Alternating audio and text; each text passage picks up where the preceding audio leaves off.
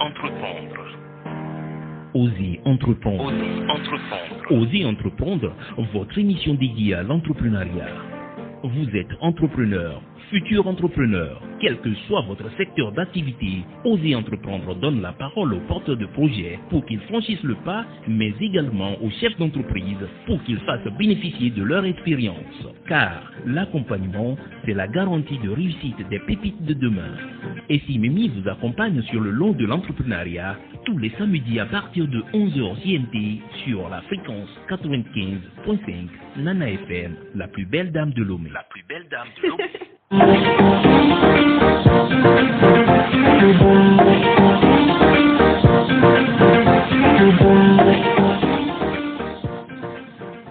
Bonjour à tous, je suis heureuse de vous retrouver ce matin dans Osez Entreprendre, votre émission dédiée aux chefs d'entreprise et aussi aux porteurs de projets. Je suis Essie Mimi, je suis là pour vous donner la parole. Vous êtes chef d'entreprise, vous venez partager avec nous votre expertise professionnelle parce qu'ils sont nombreux à vouloir faire comme vous. Vous savez que créer son entreprise, sa société, c'est vraiment pas facile, mais quand l'ambition et l'envie sont là, travailler pour soi devient un challenge. J'ai l'immense honneur de recevoir aujourd'hui Monsieur Jacques Logo. Il est directeur de son agence de mannequins, qui s'appelle Challenge Model Agency. Il est également designer et promoteur du plus grand festival international de la mode au Togo, le FIMO 228. J'ai eu la chance d'y avoir participé 2 fois de suite et c'était avec vraiment une fierté de voir un tel événement se produire ici dans mon pays. Bonjour Monsieur Logo. Bonjour Essie, bonjour à tout le monde. Bienvenue sur Nana FM. Merci, c'est un plaisir. C'est un plaisir pour moi aussi de vous recevoir aujourd'hui dans Osez Entreprendre. Nous allons tout savoir sur vous, mais ne bougez surtout pas, on revient juste après le jingle. Merci. Osez Entreprendre.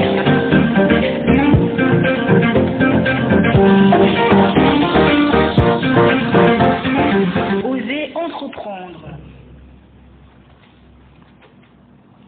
Monsieur Logo, vous êtes directeur de votre agence de mannequins, Challenge Model Agency.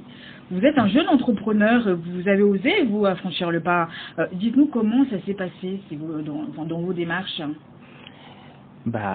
Encore une fois, merci beaucoup ici, bien sûr, à Nana FM.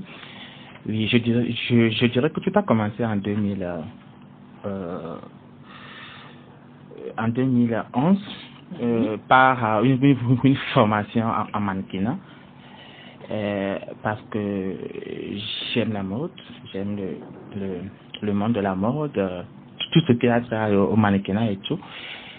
Et c'est de là que, après ma formation, je me suis rendu compte que je n'ai pas les critères pour être un bon mannequin professionnel. Parce que moi, j'aime pas du tout décorer les choses.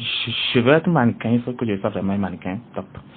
Mais vu que je n'ai pas les critères, l'idée m'est tout de suite venue de créer une agence pour former surtout les jeunes qui ont vraiment les critères, qui peuvent faire du mannequinat et métier. Donc l'agence a été créée en 2011. Plus tard, après 3 ans, Quelle démarche vous avez effectuée au niveau des formalités pour pouvoir mettre sur pied cette agence-là? Oui, en 2011, ça a été juste créer une agence. Bon, vu que j'avais eu l'idée, ça a été facile de créer une agence comme ça. Et c'est plus tard, après 3 ans, que j'ai commencé par faire les formalités administratives. En ce moment, j'avais eu comme parrain M. Oyin de l'émission Très la vie à son âme, qui m'a vraiment aidé. Je me suis rapproché des chambres de commerce pour pouvoir enregistrer. J'ai pris des renseignements. Après, j'ai préparé les dossiers et tout. Et après, j'ai eu ma carte de opérateur économique. On a aussi notre récépissé et ça a commencé de là. D'accord. Donc, voilà. Vous avez commencé des activités donc avant. Oui, on a commencé les activités en 2011. Et c'est plus tard en 2015 en 2014 qu'on a eu les récépissés. Voilà. D'accord. Et quel regard les gens portent sur un jeune entrepreneur comme vous? Oui, ça je ne saurais pas répondre parce que c'est ce que les gens pensent et les avis sont différents. Je sais que en Afrique, surtout au Togo, c'est pas aussi facile que ça d'être un entrepreneur, surtout en étant jeune. Et je travaille de jour en jour.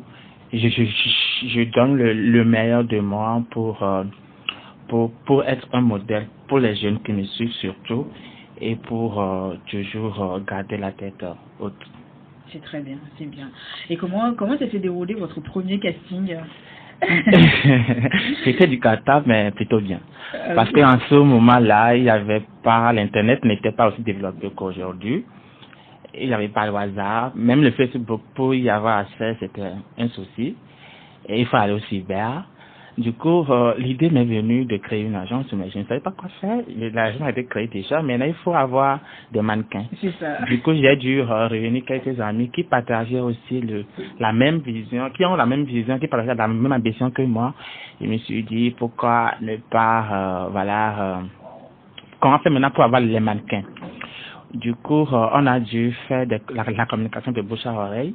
Ensuite, on a fait faire des visuels, des affiches de A4 là, qu'on a essayé de coller dans les quartiers, au niveau de l'université, au niveau de, voilà, à peu près dans les quartiers et tout. Et aussi, on a essayé d'appeler les mannequins de bouche à oreille. Et puis, rapidement, on a eu une vingtaine de mannequins pour commencer. Et puis, bon, voilà, quoi. Ça a été bien quand même. C'était bien. Ouais. Et quels sont les critères pour être un bon mannequin? Oui, pour être, vous savez, pour être un mannequin, tout le monde peut décider, mais tout le monde ne peut pas être des bons mannequins. Du coup, les critères sont vraiment, on est vraiment exigeant sur les critères. Pour les filles, c'est à partir de 1m75. Sans talons. Sans talons. Et être filiforme. Pour les garçons, c'est à partir de 1m83.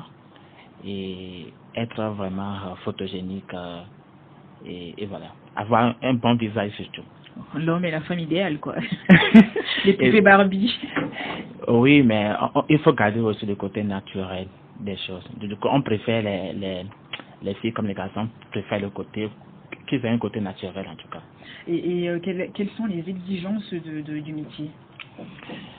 Les exigences, c'est vrai, le mannequinat, être mannequin, c'est pas une chose très facile, hein, parce que outre les critères standards, les critères standards, d'abord il faut être filiforme, il faut déjà savoir gérer son image, parce que pour être mannequin, tu es appelé à apporter une image d'une société, à mettre en valeur les créations des créateurs de mode, à vendre quelque chose. Du coup, il faut avoir pas une personnalité, il faut savoir se vendre. Du coup, c'est pas aussi facile. Souvent, nous leur recommandons des hygiènes corporelles, les séances sportives, beaucoup de choses. Manger que de la salade.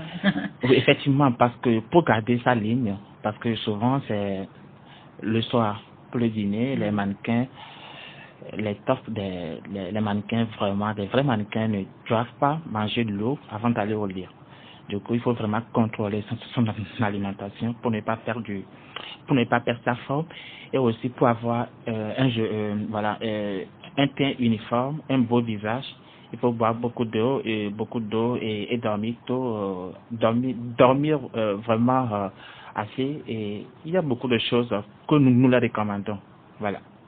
Pour avoir un bon poids, pour une femme, c'est quoi, du 34, 32? La taille, on prend à partir de 34 pour les filles et il faut peser entre 45 ou plus 50. Elle mange pas grand-chose alors. Mais quand même, elle mange, hein, puisqu'il y a des gens qui sont naturellement maigres et qui mangent beaucoup aussi. Hein. Mais est-ce que au sein de votre agence, vous leur exigez un régime en particulier ou Oui, déjà, nous répétons tous les dimanches, oui.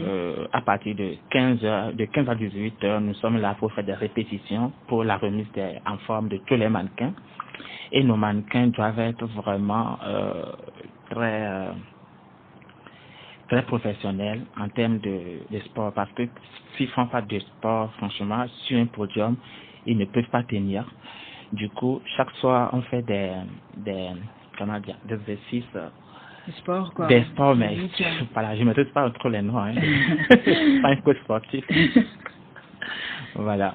Et selon vous, le mannequin a-t-il une influence sur la société? Et bien sûr que oui, parce que déjà un mannequin, c'est une personnalité publique. Du moment où tu es appelé à représenter les sociétés avant, parce que les mannequins, souvent, c'est eux qui sont des acteurs, qui jouent dans des spots publicitaires, qui sont sur des podiums, qui représentent vraiment des grands créateurs, des marques de sociétés, tout ça là.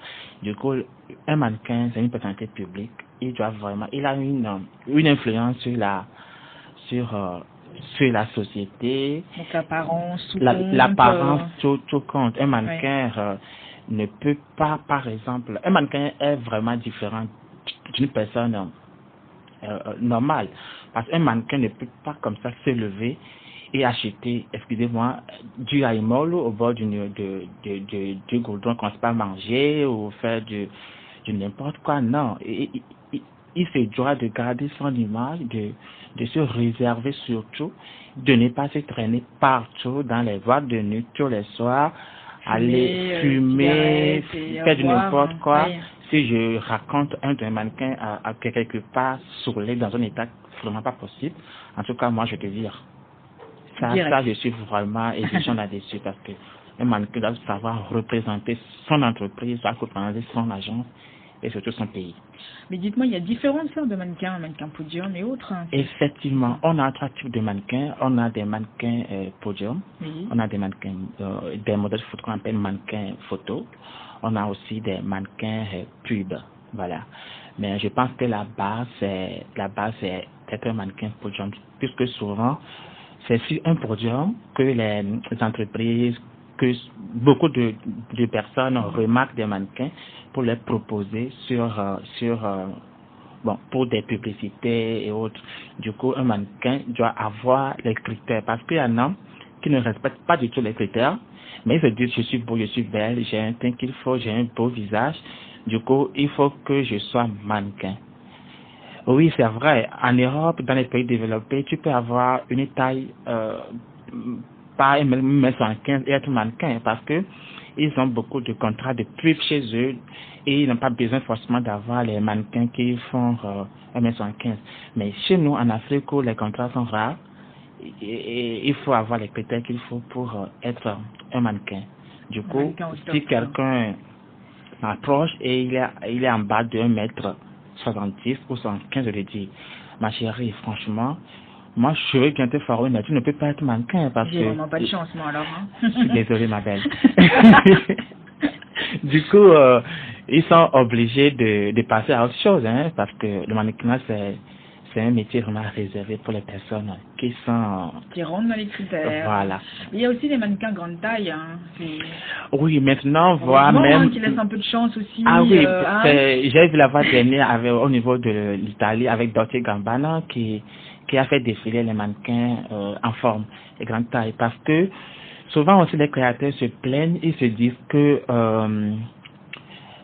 quand ils font des tenues pour les défilés, pour les mannequins en filiforme, après les tenues ne partent pas, les gens ne viennent pas acheter.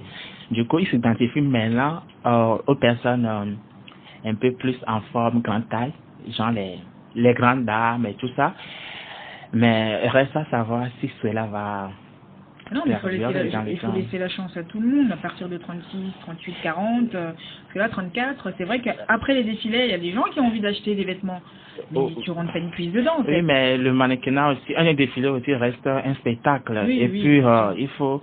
Ce métier-là est réservé aux mannequins, aux personnes vraiment qui ont un certain critère donné. Donc, on va quand même les respecter.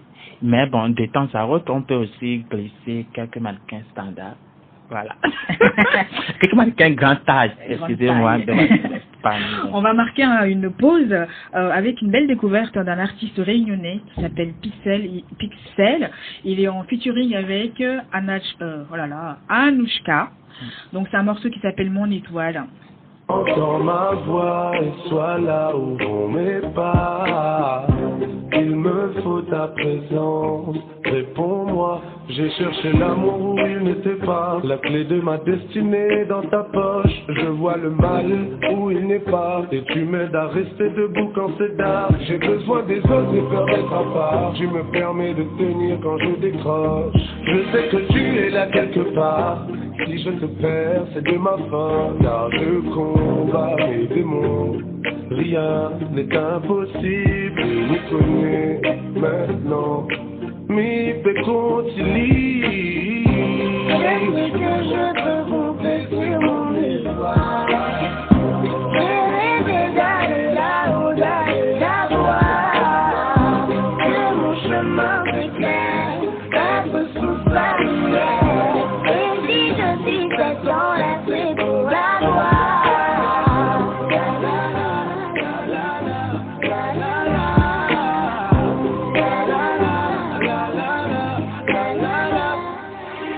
Je peux compter sur toi pour veiller sur moi, je te vois les yeux fermés. Je réalise. Je l'ai dit, cette chanson est une personne chère à moi, qui traverse vraiment des moments difficiles en ce moment. Donc, vous savez que quand on est chef d'entreprise, il y a des hauts et des bas, bien sûr, mais quand on tombe, il faut savoir se relever. Donc, Monsieur Logo, dites-moi, vous portez depuis 2014 maintenant le plus grand festival de mode de Togo. Parlez-nous un peu de cet événement. Waouh. D'abord, merci. Merci pour la question, merci pour l'éloge aussi. Ah, c'est sincère. J'ai été 2 fois. Waouh. J'ai voulu défiler, mais c'était c'est pas dans les critères. Mais bon. Oui, en fait, au départ, le FIMO, c'était juste un événement qu'on appelait Mode 228. Et c'est plus tard, en 2017, que c'est devenu un festival. Parce que quoi, au départ, c'était une idée pour vraiment faire la promotion des créateurs togolais et des mannequins togolais. Et après, la demande devient de plus en plus grande. Les créateurs internationaux s'intéressent vraiment à la chose, au festival. Du coup, on s'est dit, c'est-à-dire moi et mon équipe, parce qu'il y a une grande équipe derrière FIMO, je ne suis pas le seul. Du coup, on s'est dit pourquoi ne pas transformer l'événement en un festival. Et là, on a pris le nom, Festival international de la mode au Togo. Qui durait sur plusieurs jours. Hein. Ah oui, qui devient un festival sur 5 ou 6 jours, disons une semaine. Une semaine. C'est pas facile, hein. Ah, j'imagine. Non, pas du tout facile. Chaque année, on a beaucoup de difficultés pour l'organiser, mais c'est l'occasion pour remercier tous ces sponsors-là, tous ces partenaires, toutes ces bonnes personnes qui ont confiance encore à nous, parce qu'en étant jeunes, c'est compliqué, et qu'on confesse en nous et qu'ils nous soutiennent. Du coup, je disais, le FIMO fait la promotion aujourd'hui des designers africains. C'est une plateforme pour réunir pratiquement tous les créateurs talentueux africains et tous les mannequins africains à Lomé. Même à partir de la dernière édition, nous sommes en train de voir, il faudrait que le FIMO devienne la semaine de la haute couture africaine à Lomé. Chaque année, il faut que tous les créateurs se donnent un rendez-vous à Lomé. Cette année, vous avez eu combien de créateurs en tout? On a eu pratiquement 40 créateurs, parce qu'on a eu à faire 2 défilés. Chaque année, on fait 2 défilés. Un défilé public pour les jeunes créateurs, un défilé public en plein air, et un défilé haute couture qui réunit la crème des créateurs africains, surtout, et à Lomé. En fait, le but, c'était quoi? D'abord, c'est de faire connaître le pays à l'extérieur. Parce que moi, j'ai beaucoup voyagé. Et à l'extérieur, j'ai horreur quand les gens me disent le Togo se trouve où? Entre-temps, même, j'ai contacté un créateur sud-africain. Bon, on s'est dit, on fait en Afrique du Sud. Le créateur me disait, il dit Togo. Il faut que tu viennes à Lomé. Il me dit Lomé. Ok, d'accord. Maintenant, après, je lui dis, bon, mon gars, tu comptes venir sur le film et tout. Il me disait, attends, le Togo se trouve où? En Asie? Je lui dis non. J'étais vers des rats. Je dis non, le Togo se trouve en Afrique de l'Ouest, à côté du Ghana. Je dis, Ghana, Togo. Oui, entre Ghana et le Bénin. Voilà, du coup, je me suis dit, il faut qu'on parle du Togo à l'extérieur. Et là, le FIMO fait voyager beaucoup de personnes. On fait venir aussi des créateurs internationaux pour que nos créateurs togolais puissent rentrer en contact avec eux pour tisser une relation professionnelle. Raison pour laquelle chaque année, on ne ménage aucun effort pour faire venir beaucoup de médias, surtout, pour qu'ils puissent venir parler du Togo. Vraiment véhiculer la France 24, RFI, Fashion Africa, Nana FM, bien sûr. Ça fait déjà 4 ans qu'on a fait partenaire au FIMO. Et ils font beaucoup de choses pour le FIMO, bien sûr. Et il y en a beaucoup, beaucoup de médias qui viennent faire la couverture du FIMO. On a aussi récemment collaboré avec Cathy qui travaille avant sur West Africa, maintenant elle est sur New TV. Oui, voilà, donc Cathy aussi est en train de faire beaucoup de choses pour nous. Il y a beaucoup de médias en tout cas qui travaillent, qui communiquent sur le FIMO. Et le FIMO est très connu, Quand moi, aujourd'hui, je suis... Moi, déjà à Paris, j'entendais parler du FIMO depuis, et l'année dernière, donc j'ai eu l'occasion d'avoir participé donc, à l'édition de l'année dernière, et puis cette année. Mais je trouve ça vraiment formidable. Donc à Onomo, c'est une fierté de voir, souvent c'est Paris Fashion Week, les choses comme ça, mais de voir un tel événement se produire ici chez moi au Togo, oui. En plus, j'avais plein d'amis qui sont venus aussi de partout. Justement, j'ai croisé Cathy cette année. Donc vraiment, c'est bravo. Bravo. Merci. Du coup, le FIMO, c'est grâce à une équipe très jeune, très formidable, très, très dynamique et passionnés de la mode qui travaillent derrière ce festival. Je ne suis pas prêt à les abandonner en tout cas. Justement, le FIMO est engagé aussi auprès des causes humanitaires, comme la lutte contre le VIH/SIDA. Et quel regard les jeunes portent-ils sur cette maladie? Oui, en fait, nous sommes dans la mode et le mannequinat, c'est un domaine des jeunes.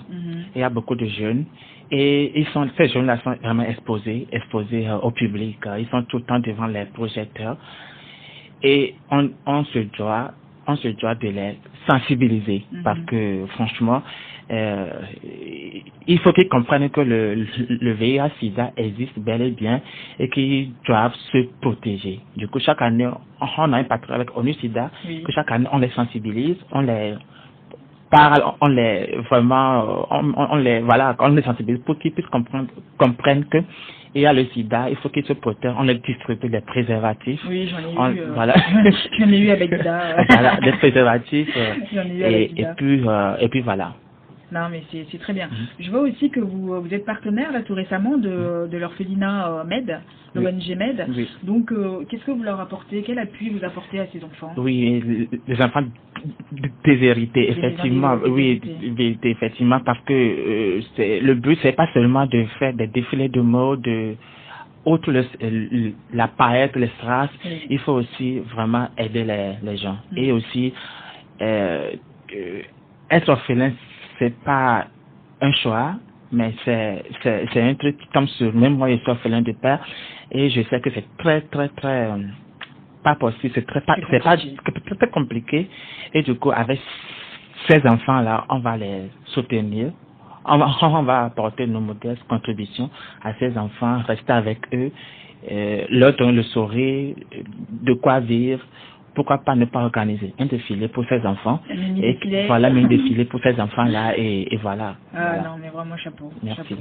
Alors, à quand l'édition 8 du FIMO 228 Oui, le FIMO 8, c'est bientôt, on croise les Inch'Allah, pour coronavirus. Ce sera du 19 au 21 février 2021. Je pense que dans quelques jours, on va lancer la prochaine édition et on croise les doigts. Les choses se calment pour qu'on puisse encore une fois se réunir bientôt à Lomé. Je dis un grand merci à tous nos sponsors, Nana FM, à tous nos sponsors. Qu'ils soient de plus en plus nombreux et encore plus nombreux pour l'année prochaine. Parce que franchement, on a besoin d'eux et voilà.